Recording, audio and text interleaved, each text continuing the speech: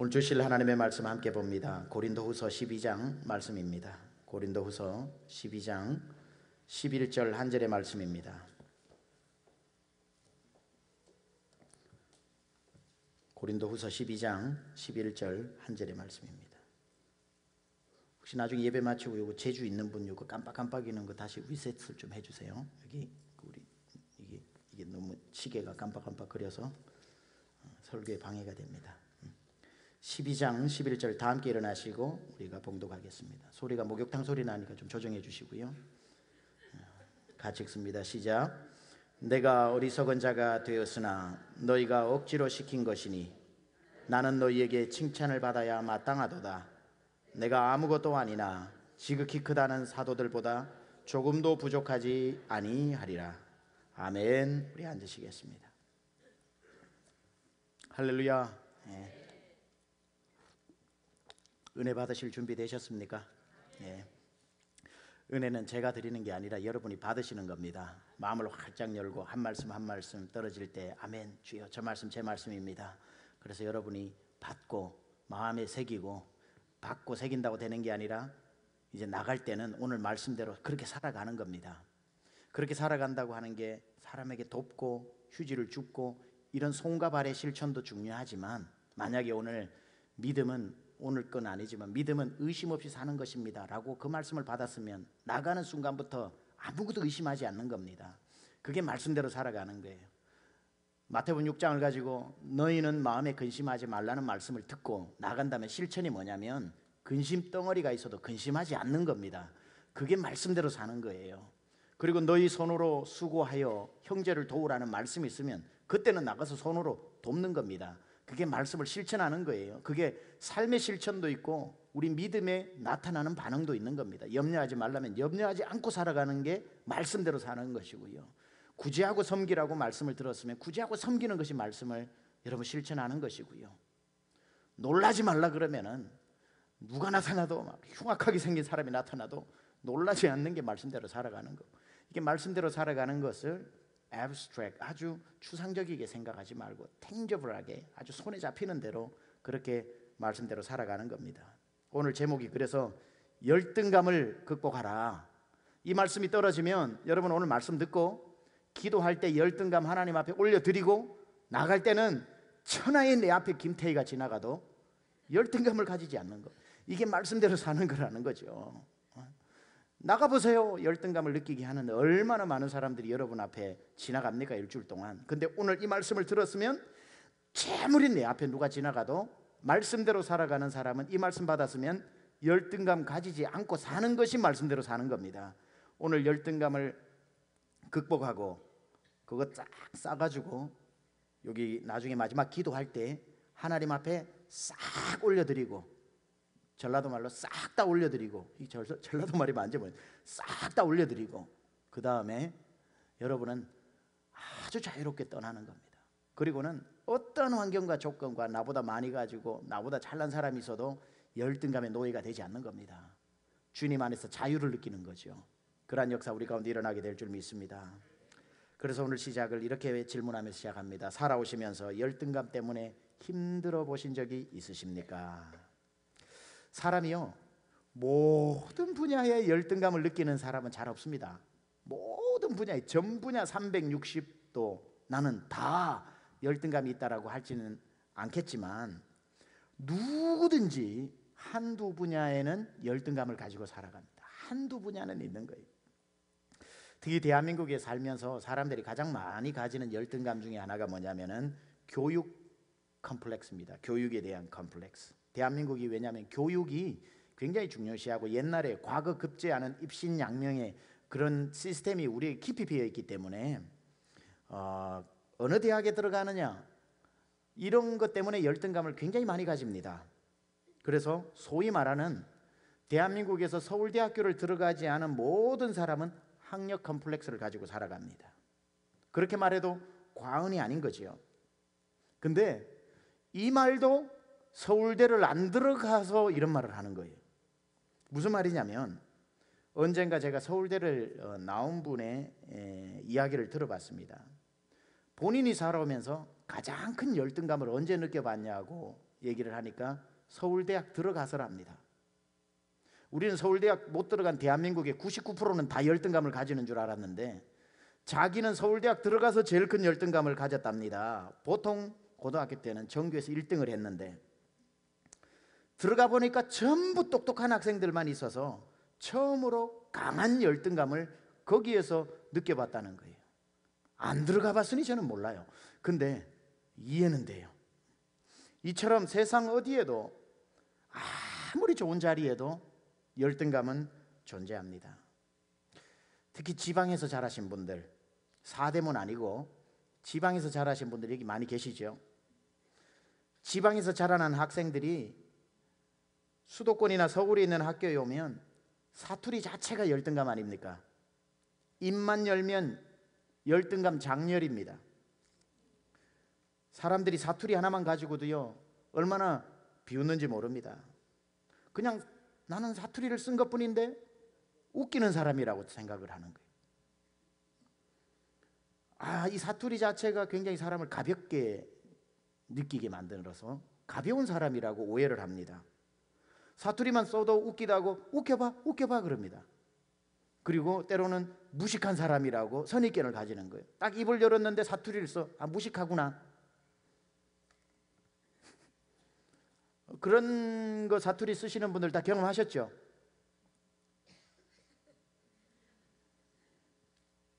저는 열등감을 느끼는 많은 조건을 가지고 살았습니다. 제 스스로 느낀 건 아니에요. 그런데 느끼게 되는 환경이 많았습니다. 제가 어디를 봐서 열등감을 느끼게 생겼습니까? 근데 환경이 워낙 안 받쳐줘가지고 열등감이 생기더라니까요.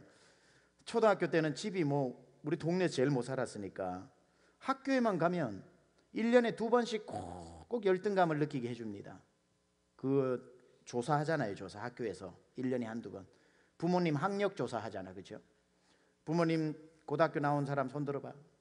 손 들고. 중학교 나온 사람 손 들어봐.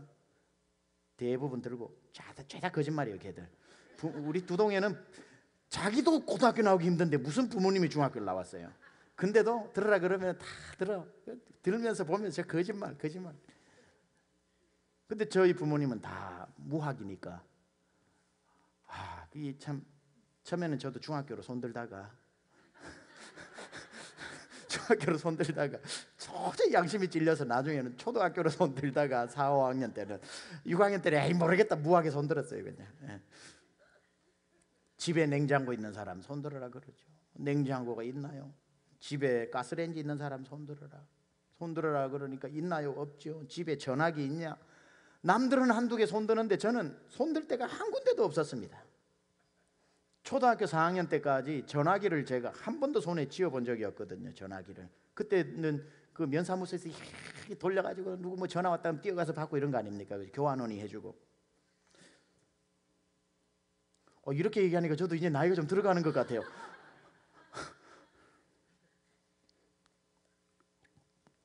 이걸 이해하는 분이 훨씬 많으면 저는 아직 젊은 거고, 못 이해하는 분이 훨씬 많으면 이제 저도 여러분 쪽으로 들어가는 겁니다. 그 수업 시간에 그때 사회 시간 비슷했던 것 같아요. 선생님이 교무실에 있는 전화기를 떼와가지고 놓고 전화 받는 훈련을 시킨 거예요. 이제 그래서 앞에 사람부터 나와. 그래가지고 나와가지고 전화기를 이렇게 잡으면 선생님이 이제 상대편이 돼가지고 여보세요. 그럼 여기서 여보세요. 엄마 계시나? 어머니 안 계시는데요. 그럼 어머니 오시고 예 알겠습니다. 안녕히 계세요. 이런 전화 예절을 가르치는 거예요. 그 나가서 한 명 하고 또 2번이 하고 3번이 하고 제 차례가 돼가지고 이제 나가가지고 제 처음으로 전화기를 잡아보는 거예요. 그게 얼마나 떨리는 줄 아세요? 잡아가지고 딱 이렇게 갖다 대니까 일제히 우리 반 아이들이 손가락 막 배를 잡으면서 막 그러는 거예요. 왜 저러나 그러고 있었더니만 선생님이 여보세요 하고 이렇게 얘기를 안 하고 저보고 뭐라고 그러시냐면 야 임마 전화기 거꾸로 들었잖아. 귀가 입으로 가고 입이 귀로 갔잖아. 이 전화기를 들어본 적이 없으니까 선이 달린 쪽이 입이잖아, 그렇죠? 그게 귀로 가고, 그러니까 전화선이 일로 간 거예요. 일로 가고 거꾸로 들고 이렇게 있었던. 해본 적이 있어야지. 얼마나 창피하든지. 그 반에서 반장이었는데 제가 얼마나 창피하든지. 저는 그때까지 전화기를 한 번도 만져본 적이 없는데 어디가 어딘지를 어떻게 합니까? 중학교에 가서는 제가 돌아보니까 열등감을 느낀 적 별로 없어요. 고등학교에 가서는 두동촌놈이라고 얼마나 차별하고 놀림을 받았는지 모릅니다. 아니 별명 자체가 빵꾸, 촌놈 뭐 이렇게 붙어 있었으니까. 신학교 들어가서도 대전에서 공부를 하는데 경상도 사투리를 쓰니까요. 경상도에서는요, 서울에서는 대전 보면 대전이 촌스러워요. 그랬어요? 안 그랬어요? 기야? 뭐 이러는 것 같아가지고 그 보면 좀 촌스러워도 이 울산 쪽에서 보면 대전말도 서울말하고 똑같아요. 대전말, 서울말 구분 잘 못해요. 저도 대전에서 한 4학년 졸업할 때쯤 되니까 충청도 대전말하고 서울말하고 구분이 되지 다 서울말 같았어요. 그러니까 경상도 사투리 때문에 이건 저랑 비슷한 경험을 한 사람이 이해할 거예요. 그러니까 2번 말할 거 1번밖에 말 안 하게 돼요. 보통 때 우리 동네 같았으면 3번 말했을 텐데 거기서는 1번만 말하는 거예요. 1번만. 침묵하지요. 그러니까 저의 의도와는 아무 상관없이 저는 대학교 1학년, 2학년 때 과묵한 사람이라는 그런 인식을 줬죠. 과묵한 사람. 여러분 중에는 제가 이렇게 우스개 이야기로 했던 이런 열등감하고는 또 비교도 안 되게 더 큰 열등감을 가지고 살아와서 이 자리에 앉아 계신 분 계실 겁니다. 오늘 이 열등감 죄다 싸서 하나님 나라를 위한 열정의 불쏘시개로 쓰고 능력받아 돌아가실 수 있길 축원합니다. 제가 오늘 여러분에게 열등감을 느끼면서 고생하는 사람을 소개하려고 합니다. 그 사람이 누구냐면 오늘 11절을 쓴 사도 바울입니다. 사도 바울에게는 무슨 열등감이 있었을까? 첫째는 신체적 열등감, 핸디캡이 있었는데 이건 자기가 극복을 한 것 같아요. 근데 그에게 자기가 극복하려고 해도 남들이 자꾸 그걸 리마인드 시켜주는 극복되어지기 힘든 한 가지 열등감이 있었는데 그게 뭐냐면 사도권에 대한 열등감입니다. 사도권. 쉽게 말하면 사람들이 자꾸 바울의 편지를 보세요. 로마서, 에베소서, 무슨 성경이든지 간에 첫 번째 인사에 그가 쓰고 있는 것이 하나님의 은혜로 택정함을 입어 사도가 된 나 바울은, 이런 식으로 자기가 사도라고 유난히 강조합니다. 그건 열등감이 있다라는 뜻이거든요. 왜냐하면 사람들이 이구동성으로 바울을 향해서 뭐라고 이야기했냐면 자칭사도라는 별명을 붙여줬습니다. 자칭사도. 아이고 무슨 바울이 사도냐. 아무도 바울이 사도라는 것을 인정해주지 않고 사도는 예수님의 12제자 아니야? 근데 바울이 12제자야? 아니잖아. 근데 무슨 자기가 자기 입으로 사도라고 그러지. 누가 사도라고 인정해주냐.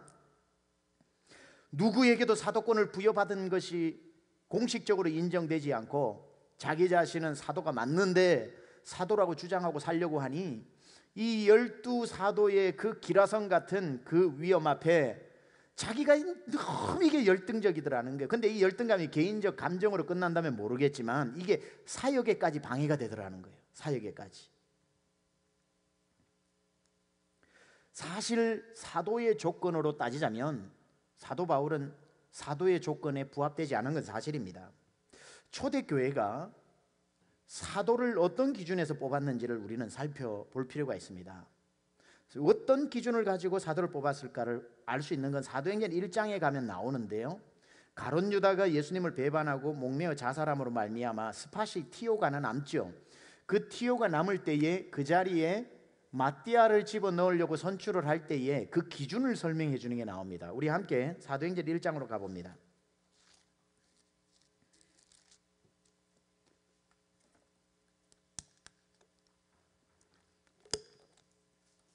21절부터 26절까지 제가 한번 읽어볼 테니까 눈으로 따라와 보세요. 이러므로 요한의 침례로부터 우리 가운데서 올려져 가신 날까지, 이게 기준입니다.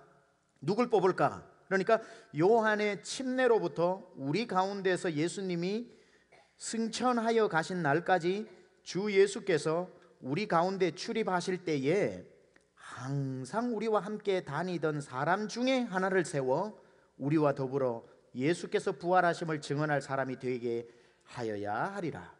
자, 그러니까 사도의 조건 중에 하나는 뭐냐면은 예수님이 요단강가에서 침례를 받으시고 갈릴리에서 사역을 하실 때에 예수님과 3년 반 동안 항상 동거동락하며 따라다니다가 십자가에 못 박아 죽으시는 것도 보고 부활하신 것도 보면서 부활하신 것을 승천하시는 것을 본 사람 중에 뽑아야 된다는 거예요.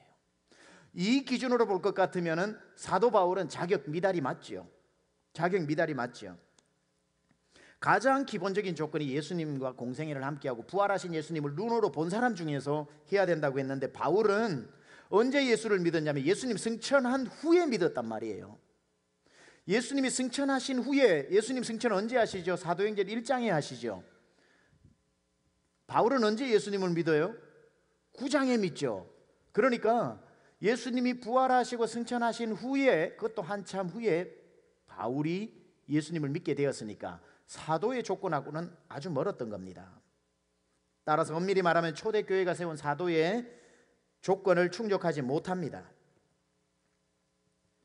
그런데 그가 부활하신 예수님을 만났죠. 사도행전 9장에 다메섹으로 가던 도중에 정오의 시간에 정오의 해보다도 더 밝은 빛으로 만났는데, 환상 중에 그것을 보았다면, 여러분 환상으로 봤다면, 꿈에서 보았다면 피지컬하게 육체적으로 현상이 나타나지는 않겠죠. 근데 그가 그 환상이라고 표현을 해도 괜찮겠지만 그 빛보다 더 밝은 예수 그리스도의 부활하신 형체를 보고 그의 음성을 들음으로 말미암아 눈이 진짜 우리가 햇빛을 보면은 앞이 아무것도 안 보이듯이 해보다 더 밝은 주님을 본 것 때문에 눈이 앞이 아무것도 안 보이는 소경이 되었죠. 직접적인 피지컬한 심텀이 나타났죠. 이건 뭐냐면 자기의 육체의 눈으로 예수님을 직접 봤다는 뜻이거든요. 환상 중에 꿈에나 봤던 것이 아니라 다른 사람은 보지 못했을지라도 자기는 눈으로 부활하신 예수님이 나타나 주셨고 눈으로 봤다라는 뜻입니다. 따라서 그는 오늘 사도행전 1장에 말하는 부활하신 주님을 만났던 개인적 체험이 있는 사람은 확실한 거죠. 그리고 난 뒤에 그 자리에서 예수님 말씀하시죠. 내가 너를 이방인 가운데로 보내는 사도로 보낸다고 예수님이 사도권을 그때 주셨거든요. 그래서 그가 로마서 11장 13절에 이렇게 이야기합니다. 내가 이방인인 너희에게 말하노라. 내가 이방인의 사도인 만큼, 안 나오네요, 내 직분을 영광스럽게 여기노라.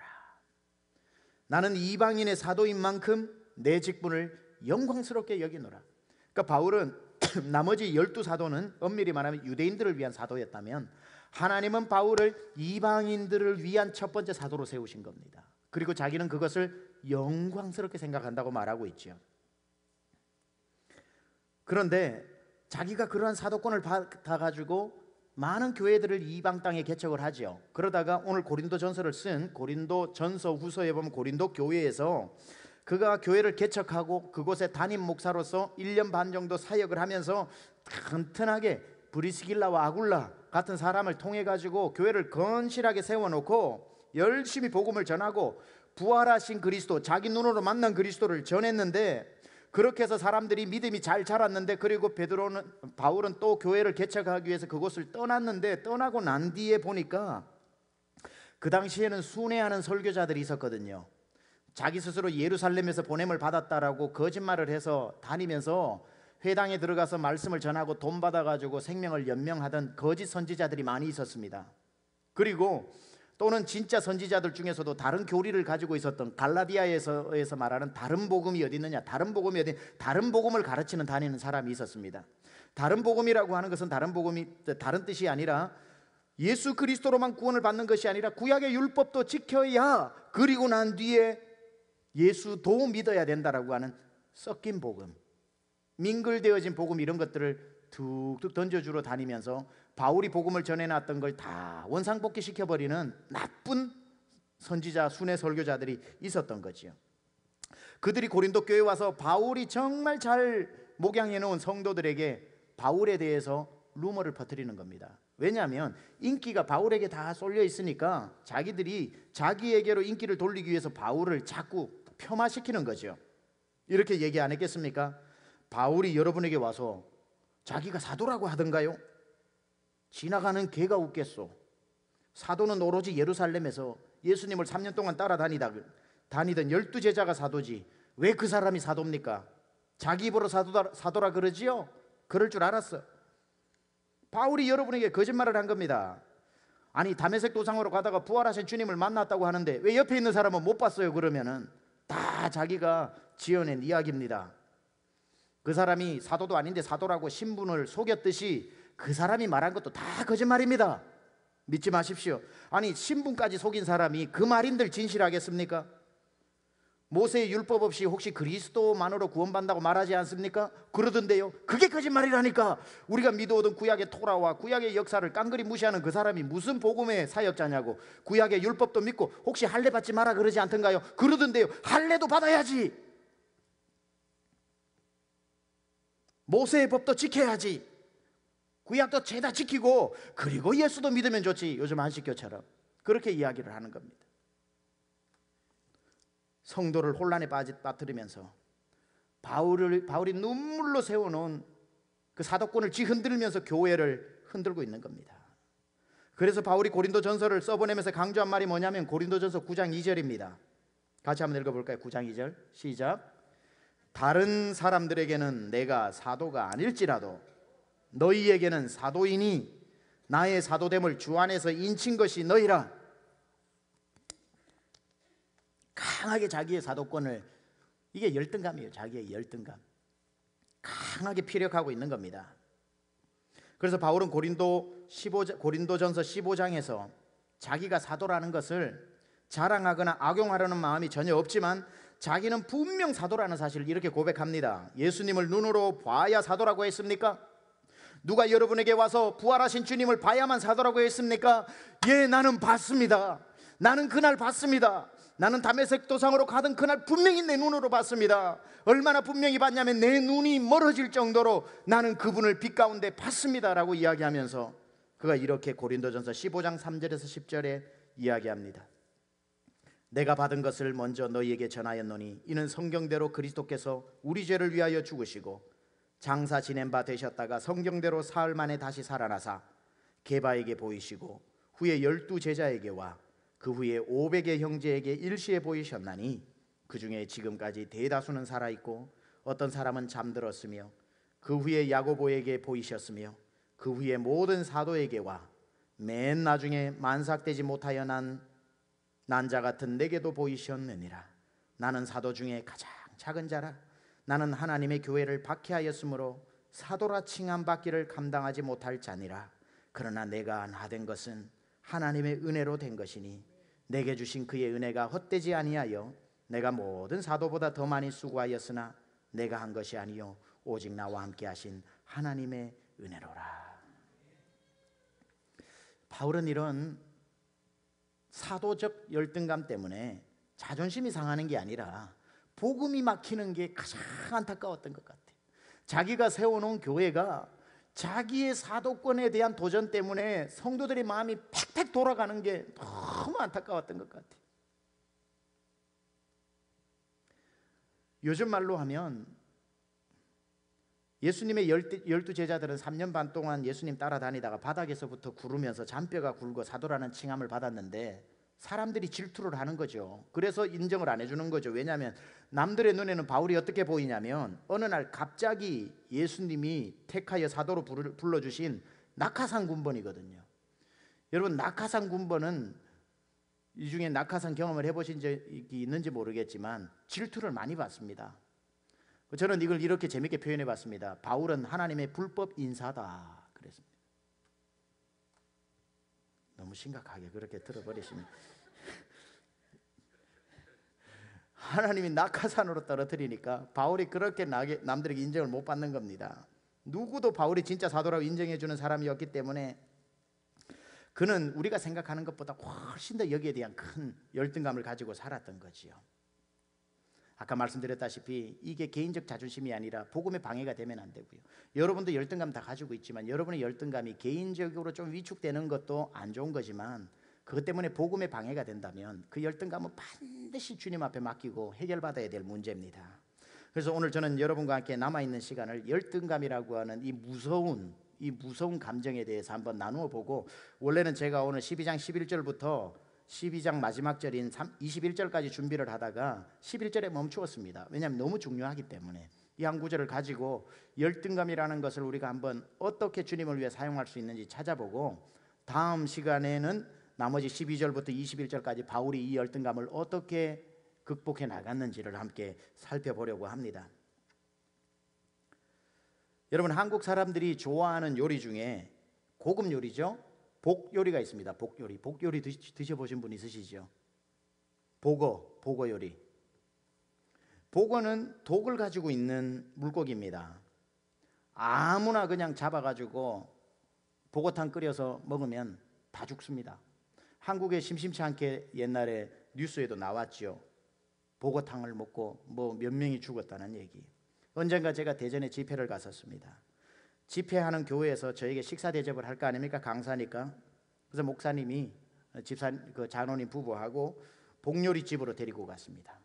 그 집에 가니까요, 모든 음식이 다 복어로 만들었습니다. 복어탕, 복어무침, 복어회, 복어 샐러드. 그 중에 하나라도 실수를 하면 먹으면 죽는 거예요. 저는 그 중에 그 요리사가 하나라도 실수를 하면 먹고 죽는 거예요. 한 7, 8가지가 쫙 복어로만 된 게 있는 거예요. 들은 건 있어가지고 못 먹겠더라고요, 도저히. 근데 그 목사님이 딱 제 눈치를 보시더니만 대충 감을 잡으셨는지 복어국을 딱 마시시고 샐러드 회를 한 점 딱 드시고 난 뒤에 저보고, 목사님, 이 집은 대전 인류 복어집입니다. 안심하고 드셔도 됩니다 라고 그렇게 말씀을 하시길래, 저는 그 목사님이 죽지 않는 걸 확인하고 난 뒤에 그리고 그 다음에 맛있게 먹었습니다. 이번 주에 선교사님 한 분이 남미를 방문한 적이 있는데, 그 동네에는 독버섯이 있대요. 그 동네만 자라는 독버섯이 있대요.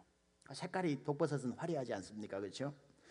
그는 먹으면은 누구든지 즉사를 하는 거예요, 그 독버섯은. 그런데 그 마을 사람들은 그 독버섯을 요리해서 먹고 죽은 사람이 한 명도 없대요. 왜냐하면 그 마을 사람들만 그 독을 제거하는 방법을 안대요. 그래서 독을 제거해가지고 먹으면 그 동네에서만 먹을 수 있는 고급 요리가 되는 거예요. 그러니까 독을 빼가지고 그 선교사님에게 먹으라고 그러더라는 거예요. 그래가지고 그 요리를 먹었는데 너무 맛있게 먹었다는 거예요. 이 독버섯이나 독을 품은 고기라도 그 독을 품고 있으면 사람을 죽이는 것이지만, 독이 제거되고 나면은 그건 어디에서도 맛볼 수 없는 인류 요리가 되는 것을 제가 보면서 이런 생각 해봤습니다. 우리 안에 이 열등감은 독이에요. 그런데 이 독을 품고 살아가면 나도 죽고 남도 죽이지만, 이 독을 이 열등감이라는 독을 잘 제거하고 잘만 다스릴 수 있다면, 이건 우리가 인류로 하나님 앞에 오히려 쓰임 받을 수 있는 그러한 도구로도 사용될 수 있다는 것을 제가 알게 되었습니다.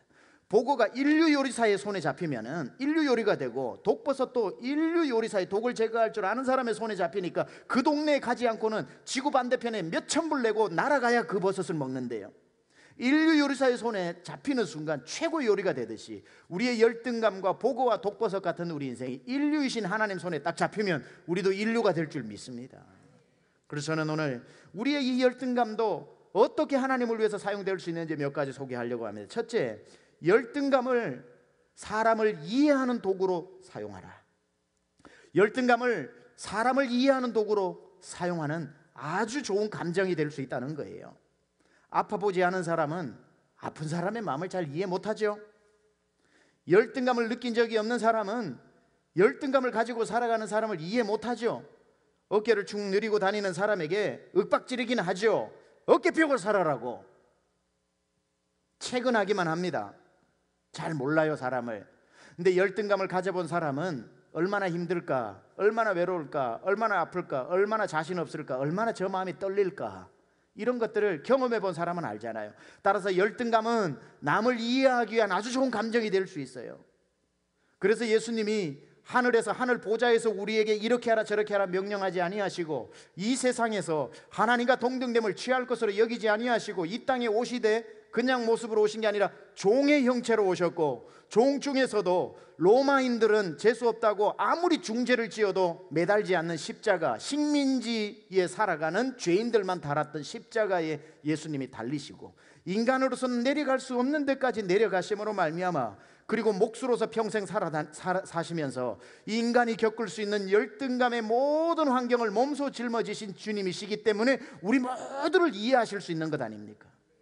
예수님 오셔서 인류로만 사셨다면 인류만 이해하셨겠지만, 예수님은 오셔서 철저히 이류, 삼류, 사류로 사셨기 때문에 그 살아본 그 열등감의 삶 때문에 오늘도 열등감을 겪고 있는 모든 사람을 이해하는, 누구든지 오라, 아무나 오라, 다 내게로 오라, 수고하고 무거운 짐진 자들아 다 오라 라고 주님이 초청할 수 있는 것은 예수님이 열등감으로 살아보셨기 때문에 그런 겁니다.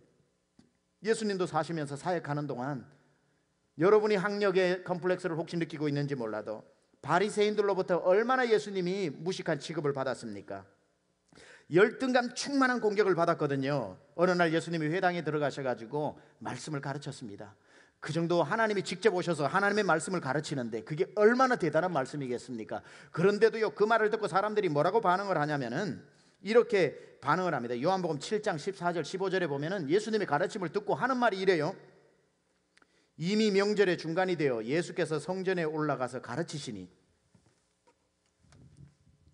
유대인들이 놀랍게 여겨 이르되, 이 사람은 배우지 아니하였거늘 어떻게 글을 아느냐? 여러분, 이 말을 사람들이 예수님의 가르침에 깜짝 놀랐다, 경외를 느꼈다는 걸로 해석하면 안 됩니다. 이건 예수님에 대한 철저한 모욕이에요. 아니, 저 일자 무식꾼이 저런 얘기를, 저런 입에서 저런 말이 나오냐? 아니, 학교에 문턱도 안 밟은 사람이 저런 얘기를 하냐? 예수님을 무시하는 얘기입니다. 따라서 예수님은 못 배운 사람의 심정을 잘 아셔요. 예수님은 모든 당신의 열등감을 도구로 품지 아니하셨고 사람을 이해하는 약으로 활용하셨습니다. 이 열등감이 독이 될 수도 있고요, 사람을 이해하는 약이 될 수도 있습니다. 예수님은 도구로 사용하지 않고 약으로 사용하셨다는 겁니다. 여러분, 지금 가지고 있는 여러분만의 열등감, 그거 충분히 사람에게 다가갈 수 있는 약이 될 수 있습니다.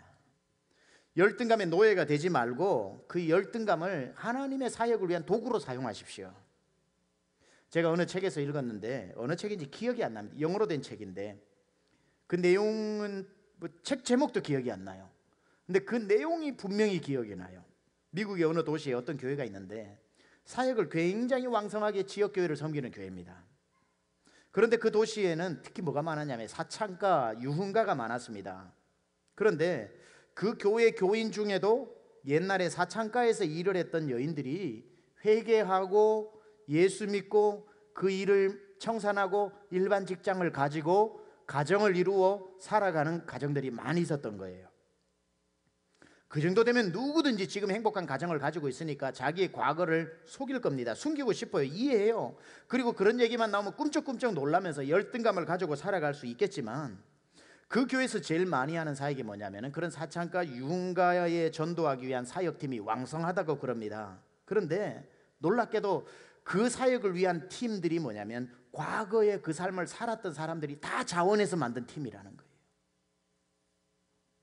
다 숨기려고 할 텐데 예수 안에 회복되고 용서받았는데 부끄러운 것이 뭐가 있냐? 저 사람들 구원해야 된다고. 왜냐하면 보통 사람, 그런 경험 없는 사람은 가가지고 아무리 전도를 해도 꿈쩍도 안 하는데 내가 그런 삶을 살았다라고 하면서 다가가니까 다 예수 믿고 돌아오는 전도의 효과가 이만저만 잘 이루어지는 게 아니더라는 거예요. 어떤 면에 있어서 부끄러움이 될 수 있고 어떤 면에 있어서 열등감이 될 수도 있는 것이지만 예수 안에 용서함 받고 예수 안에 치유함 받고 예수 안에 회복되고 나니까 그 열등감도 사람에게 다가갈 수 있는 독이 아닌 약이 되더라는 거예요.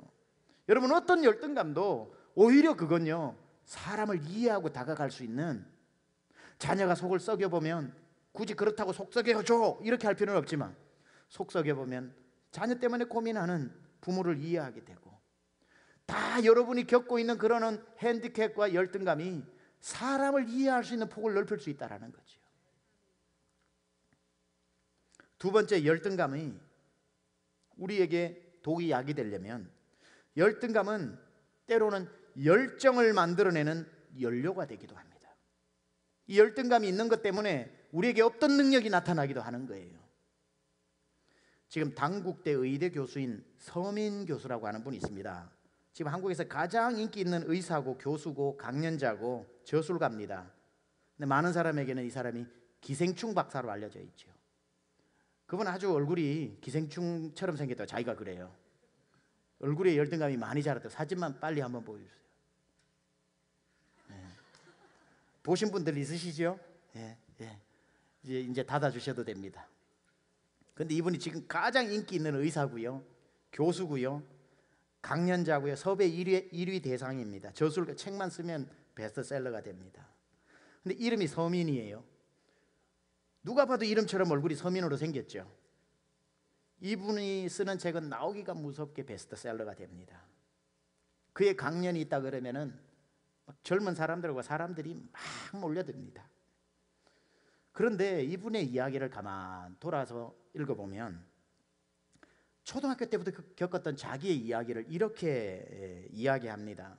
자기는 어느 교실에 가든지 어느 반에 배정을 받든지 가보면 자기가 항상 제일 못생겼대요.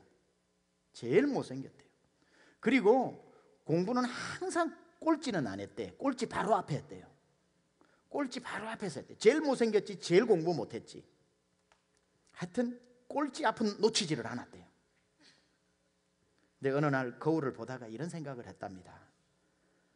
이 얼굴에 목소리도 그랬거든요. 아유 그랬어요 이러는데 이 얼굴에 이 목소리를 가지고는 살기 힘들겠다. 그래서 공부로 얼굴을 만회하자 이런 생각이 들더랍니다. 공부로 얼굴을 만회하자 생각을 하고 그때부터 공부를 열심히 했다는, 이 얼굴의 열등감 때문에 공부의 능력이 나타난 거예요. 열정이, 대단한 열정이 생겨서 공부를 하다 보니까 반에서 꼴찌 앞에 하던 학생이 서울대학 의대를 들어갑니다. 서울대 의대를 들어가게. 얼마나 못생겼으면 그 열정이 얼마나 공부로 쏟아졌겠어요.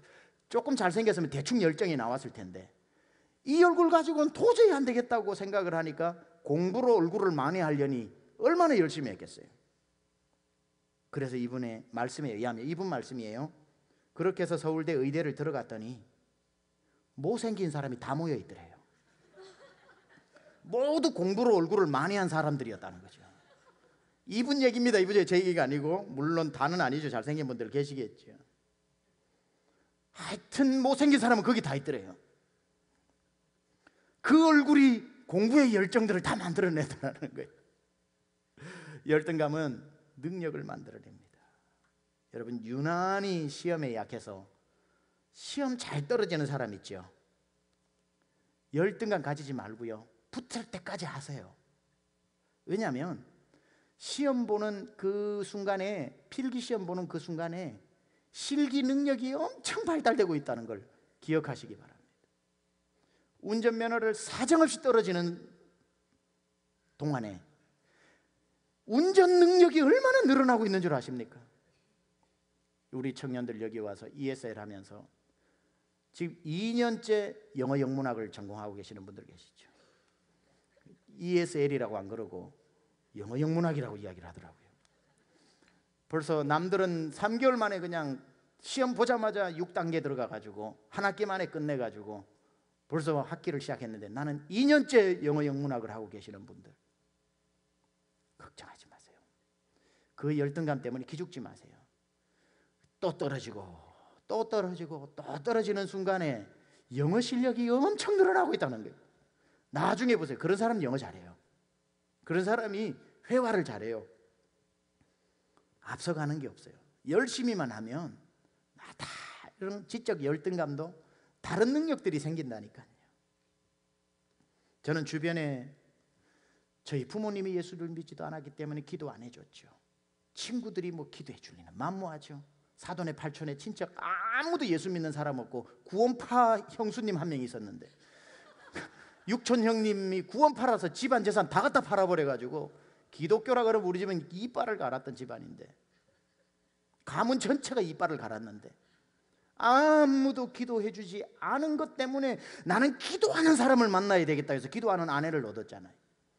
차라리 그런 기도를 해주는 사람이 있었으면 에이 뭐 나 기도 많이 해주니까 대충 만나지 그러고 대충 만나가지고 목회 엉망을 하고 있을지 모르는데, 오히려 기도해주는 사람이 없는 환경적 열등감 때문에 기도하는 사람을 만나게 되더라는 거예요. 기도하는 사람이 없어서 기도하는 아내를 만났다. 누가 뭐래도 저희 아내는 저에게 복덩어리입니다. 믿으시면 아멘 해주세요. 왜냐하면 기분 나빠도 아멘 하셔야 되는 게, 왜 저에게 복덩어리냐면 저 사람 이름이 수복입니다. 수복. 빼어날 숫자의 복복자입니다. 그냥 복덩어리도 아니고 빼어난 복덩어리라니까요. 그러니까 여러분 기분 나빠할 게 없는 게 이름 자체가 수복이에요. 그러니까 저한테는 복덩어리가 맞아요. 보통 복이 아니라 빼어날 숫자의 복복자. 아무도 촌스럽다고 말하지 마세요. 그 이름은 안 촌스럽습니다. 저는 처음부터 안 촌스러웠어요. 저 사람 이름이. 저는 저의 이름에 대한 열등감이 있었어요. 이름에 대한 병락, 물락자의 불꽃병자의 물락자입니다. 아무리 해봐도 이게 이름을 모르겠더라고요. 멋지지도 않고, 아버지한테도 아버지 왜 병락이라고 지었습니까? 그러니까 모르겠다 그러시고. 그런데 저는 이 열등감의 이름 때문에 장가를 가게 되는 효자 노릇을 해줬다는 거예요. 저희 아내는 위로 오빠가 있고 밑으로는 남동생이 있고 가운데 이제 외딸이라고 그럽니까? 외동딸이라고 그럽니까? 그런데 저희 결혼 승낙을 받기 위해 춘천에 갔지요. 예비 처가를 방문했는데 저희 예비 장모님께서 자네는 우리 사위가 되기로 예정되어 있다는 겁니다. 왜 그러시냐 그러니까 저희 아내 남동생 이름이 수병이고 오빠 이름이 수락인데 저희 집 사람이 가운데 있어도 뒷자를 합치면 병락이거든요. 세상에 어떻게 이런 이름이 다 있냐고. 밑에가 수병이고 위에가 수락인데 합치면 병락이가 사위로 들어왔으니까 이건 하나님의 뜻이라는 거예요. 이름 하나님의 뜻. 그러니 저는 이 열등감 충만했던 이름 때문에 장가간 사람입니다. 모든 열등감도 하나님의 능력의 도구로 사용될 수 있구나. 여러분 지금 남들보다 모자라는 거 그것 때문에 살아날 수도 있어요. 저희 아버지가 37년생이신데 6.25 전쟁이 일어나가지고 동네 사람들 다 학도 호국당 군인으로 징병되어 갈 때 저희 아버지가 그때 몸이 아파가지고 뭐 머리에 헌댕이 이런 거 많이 나고 막 그래가지고 비실비실해가지고 머리를 팍팍 깎고 있으니까 고등학생인가 그런 고등학교는 안 다녔으니까 고등학생 나이인데도 초등학교나 한 중학교 초인 줄 알고 동네 친구들은 다 끌려갔는데 본인만 살았습니다. 오히려 연약함이 살아난다니까요. 여러분이 가지고 있는 그 열등감, 뭐 이름이든지 학력이든지 뭐든지 오히려 그것 때문에 쓰임받을 수도 있다는 거예요. 그게 능력이 될 수도 있다는 거예요. 못생긴 얼굴 때문에 공부에 실력이 나올 수도 있고 자꾸 시험에 떨어지는 것 때문에 내가 진짜 중요한 실기의 능력이 배양될 수도 있고 오히려 연약한 것 때문에 하나님이 그 사람을 사용할 수도 있고 연약한 것 때문에 오히려 위기를 모면할 수도 있고 이 열등감이라고 하는 것이 절대로 나쁘지만은 않다는 겁니다. 오늘 바울을 한번 보시라고요. 그는 그의 사도직의 열등감 때문에 자기에게 일어난 한 가지를 이야기해 주고 있습니다. 아까 읽었던 고린도전서 15장 9절 10절에는 자기의 사도적 열등감 때문에 어떤 일이 일어났다고 고백하는지 한번 보세요. 나는 사도 중에 가장 작은 자라.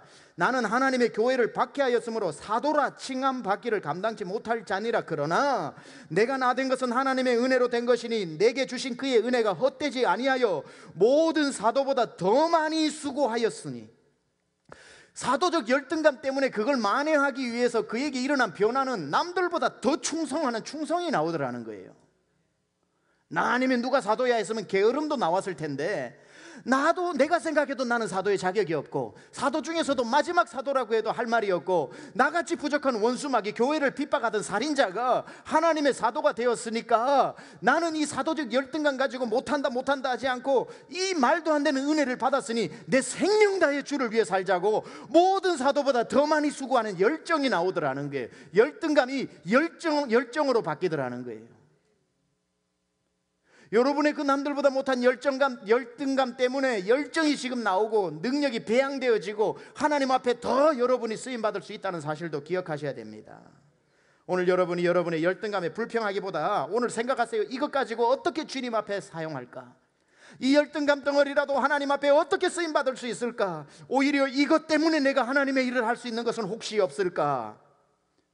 이것 때문에 나에게 오히려 생긴 능력은 없는지 찾아보세요. 있을 겁니다. 그 부족한 부분을 가지고도 하나님 이거 메꿔주시면 할게요 하지 말고 부족하기 때문에 오늘이라도 당장 오히려 할 수 있는 일도 있을 거예요. 오히려 과거에 지었던 죄 때문에 하나님 앞에 더 충성하는 충성이 나올 수도 있는 거예요. 당장 여러분 시작하십시오. 열등감의 족쇄에 매여가지고 그렇게 살지 말고 하나님 앞에 오히려 그 부족함을 느끼는 게 하나님의 만족함을 느낄 수 있는 기회가 될 수 있습니다. 세 번째 마지막으로 열등감은 어떤 독이 약이 될 수 있는가? 열등감은 은혜의 통로가 되기도 합니다. 은혜의 통로가 되기도 해요. 조금 전에 읽었던 고린도전서 15장 9절 10절을 다시 제가 읽어보면요, 나는 사도 중에 가장 작은 자라.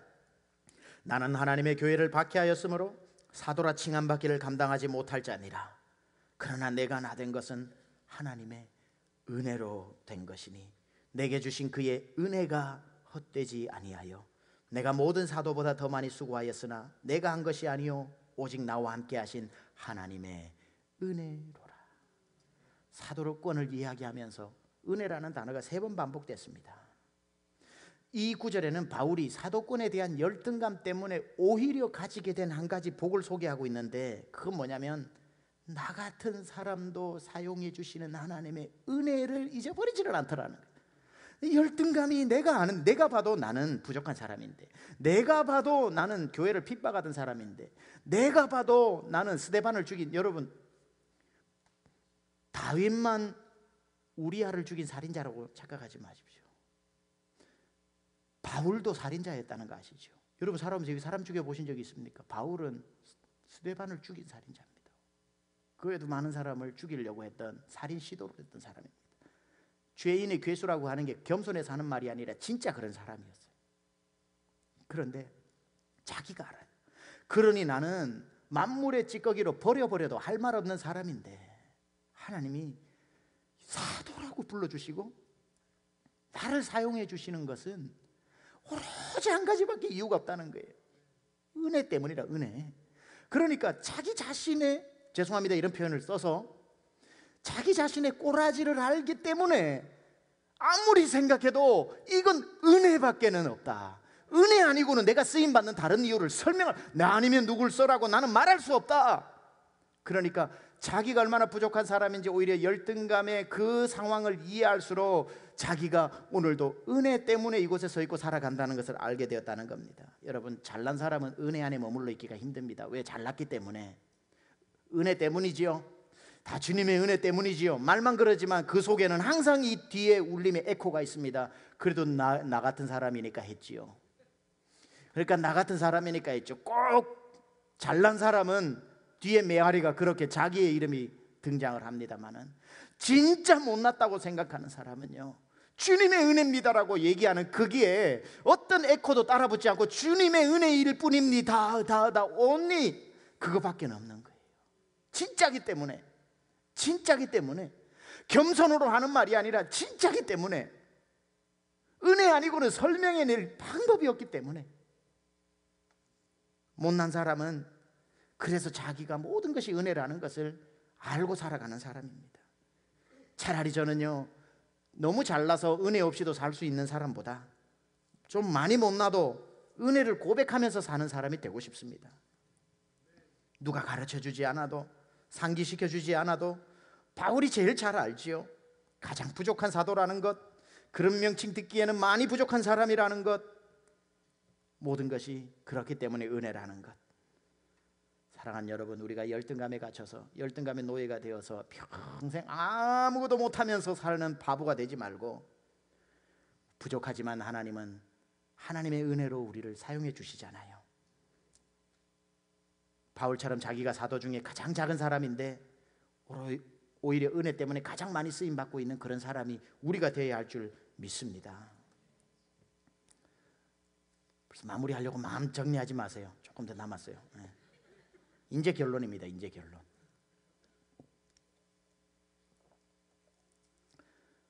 따라서 여러분, 모든 사람은 열등감을 가지고 삽니다. 절대 여러분만 어렵다고 생각하지 말고요.